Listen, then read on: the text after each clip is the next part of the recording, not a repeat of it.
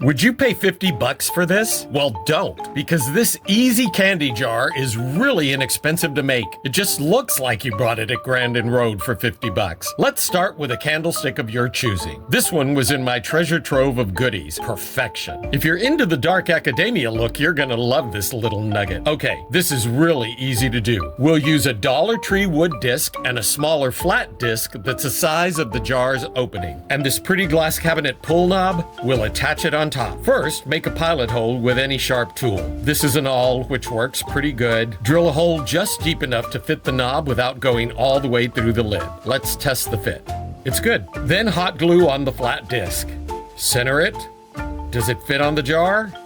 Yes, it fits. Okay, give it a good sanding. Let's make sure the surface is smooth and as blemish-free as you can get it. Then paint the whole thing. We are going with the classic black to match the base, but you can paint it any color you like. Screw in the knob. It's a pretty tight fit, but if you need to, you can glue it in as well. Next, we'll glue the glass vase to the base. Use Gorilla Glue for this. It works best. We need it to hold up to little hands jigging into the candy jar. Just go slow and steady, applying an even bead of glue all the way around to avoid drips.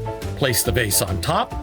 Make sure to center it, then let it dry for a bit. We're making 2 candy jars today. And wait until you see the money-saving hack for the second one. But first, the fun part. Let's fill this one with candy. Bright, colorful candy corn. Let's layer in these fun pumpkins with green stems. They really add some nice contrast and make the colors pop.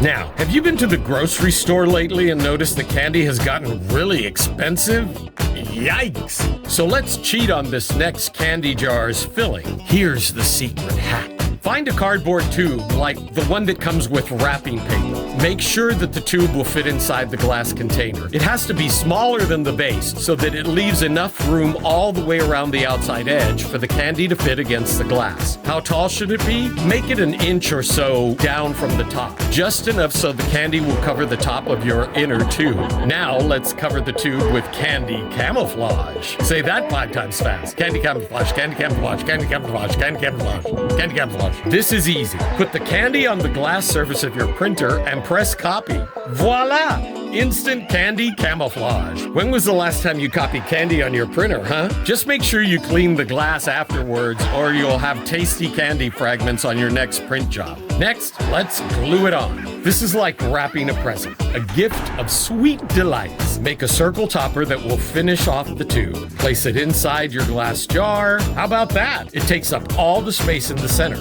You won't have to buy as much candy to fill it. And just imagine, when people gaze upon your gorgeous candy jar, no one will ever know that you cheated because it looks chock full of delicious candy. And the total cost of each candy jar? About 5 bucks. So was it worth it? I'll let you know after I munch down on some of the candy. I'm Rick at Art Collection. Bye.